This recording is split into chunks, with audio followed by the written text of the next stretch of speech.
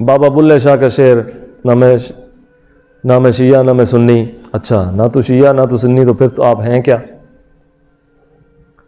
سنی ہونا چاہیے، یعنی سنی ہونا یہ فرقہ نہیں ہے.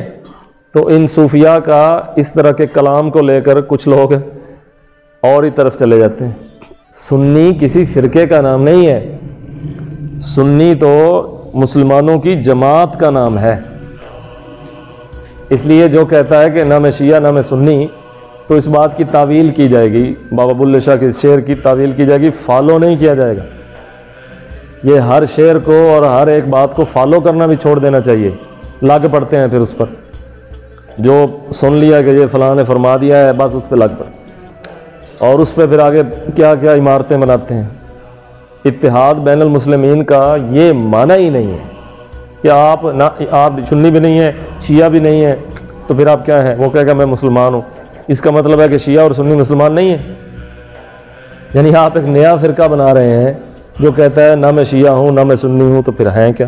مسلمان. اس کا مطلب ہے ایک تھرڈ پارٹی آپ بنا رہے ہیں، اور آپ سمجھ رہے ہیں کہ وہی مسلمان ہے، پہلے تو مسلمان نہیں تھے. تو یہ تو ایک آپ فتویٰ کفر کا بھی لگا رہے ہیں دونوں پر علی الاطلاق. ایک آپ نے فتویٰ لگا دیا ان سب پر کہ یہ کافر ہیں، اب جو میرا فرقہ ہے نا وہ مسلمان. یہ کیا چیز ہے؟ تو سنی ہونا کوئی فرقہ نہیں ہے، سنی مسلمانوں کی جماعت کا نام، اسلام کی فطرت کا نام ہے. ٹھیک ہے، اس میں جو ادھر ادھر کی چیزیں نکل آتی ہیں، ان ادھر ادھر کی چیزوں کو آپ کانٹ چھانٹ کر کے اس معتدل اور متوازن حیثیت کا جو ایک نظم ہے اس کے ساتھ آپ وابستہ ہیں، تو یہی تو سنیت ہے. اس لیے ہم بالکل بھی قائل نہیں ہیں اس شعر کے نہ میں شیعہ نہ میں سنی، بلکہ اختلاف کرتے ہیں بابا بلے شاہ سے. انہوں نے اپنے کسی ذوق میں یہ بات کہی ہے، اپنے کسی ذوق میں. اس لیے یہ تقلید کرنے اور فروغ دینے والی باتیں نہیں ہوتی. تقلید اور فروغ یہ ہے، فرمایا حق پر رہے گی ایک جماعت. پوچھا دوستوں نے کون سی؟ فرمایا جو میرے اور میرے صحابہ کے طریقے پہ ہو. اس جماعت کو لوگوں نے کہا کہ وہ اہل السنہ والجماعت، یعنی دوسرے عام لفظوں میں سنی. اب ان کے اندر جو خلل ہے وہ خلل آپ نکال دیں نا. خلل کا مطلب یہ تو نہیں کہ سنی ہونا خلل ہے، نہیں. سنیت کے اندر اگر خلل آ جائے تو اس خلل کو نکالے. اس نظم کا کیا قصور ہے؟ اس کا تو کوئی قصور نہیں. مثلا مسجد کے گلے میں کوئی شخص ڈنڈی مارے تو کیا گلہ اکھیڑ کے باہر گلی میں پھینک دے؟ بھائی ڈنڈی نہ مارنے دیں، وہ جو دھندا کر رہا ہے اس کو نکال دیں. یہ چیز تو آپ کے گھر کے اندر اگر کوئی گند ہے تو آپ گھر کو اس گند کی وجہ سے مسمار کر دیں؟ نہیں، صاف کر دیں. کعبۃ اللہ کو گرایا نہیں تھا، صاف کیا تھا. یہ بات ذہن میں رہے. کتنے 100 سال وہاں بتوں کی عبادت ہوتی رہی، لیکن جب وہ تشریف لائے فاتح بن کر تو انہوں نے گرایا نہیں تھا، صاف کیا تھا. صاف کیا تھا، ہاں، بتوں سے پاک کیا تھا.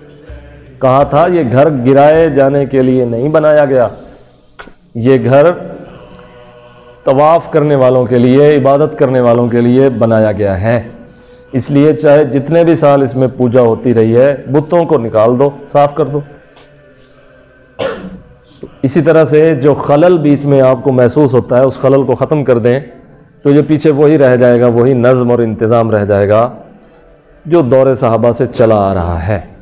اس لیے ہم اس شعر کی تقلید میں نہیں کریں گے اور اس کو فروغ نہیں دیں گے ایک عقیدہ بنا کر کہ ہمارا ایک نیا فرقہ بن گیا. آپ نہ شیعہ ہیں نہ سنی ہیں، تو پھر آپ کیا ہیں؟ ایک نیا فرقہ ہے. تو وہ جو آپ کچھ بھی نہیں ہیں وہ بھی تو کچھ ہیں. مثلا حیوان کی 2 قسمیں ہیں، ایک ہوتا ہے انسان جسے حیوان ناطق کہتے، دوسرا حیوان غیر ناطق ہے جو انسان کے علاوہ باقی حیوان ہیں. تو اب اگر ایک شخص کہے نہ میں ناطق ہوں نہ میں غیر ناطق ہوں، تو پھر وہ ہے کیا؟ یعنی وہ ایک تیسری قسم نکل آئی حیوان میں سے. تو اگر تیسری قسم بھی نکل آئے ہے تو حیوان ہی. نام بدل دینے سے یا گروہ نیا بنا لینے سے وہ کیا حیوانیت سے نکل آئے گا؟ نہیں، وہ حیوان ہی ہے، نام اس نے اپنا چینج کر دیا ہے. تو اس لیے بزرگان دین کی بعض باتوں سے یہی بات کہ وہ دروس دیے جاتے ہیں اور ان بعض باتوں سے لوگ اپنے مفاہیم نکال لیتے ہیں. اس میں نہایت احتیاط کی ضرورت ہے. یہ نہ ہو کہ اللہ اللہ کہتے ہوئے لوگ اللہ سے رہ جائیں اور اللہ والوں کی باتوں کو غلط سمجھ کے رہ جائیں. یعنی ایک شخص کسی کے پاس گیا کہ وہ اسے سکھائے، تو سیکھتے سیکھتے جو کچھ سیکھ رہا تھا وہی رہ جائے اور دوسری پٹڑی پہ چڑھ جائے.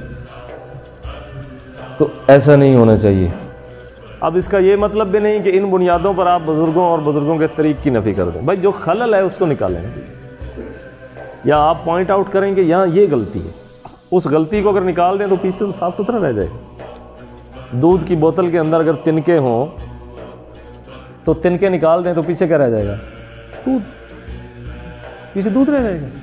تو اسی طرح سے اس سنیت کے اندر یا اس سنی مسلک کے اندر اگر آپ کو کہیں خلل معلوم ہوتا ہے کوئی معاملات کے اندر، آپ اس کو نکال دیں، پیچھے صاف ستھرا وہ مسلک رہ جائے گا جو اللہ کے رسول اور اس کے صحابہ اور ان کے صحابہ اور اولیاء کا مسلک.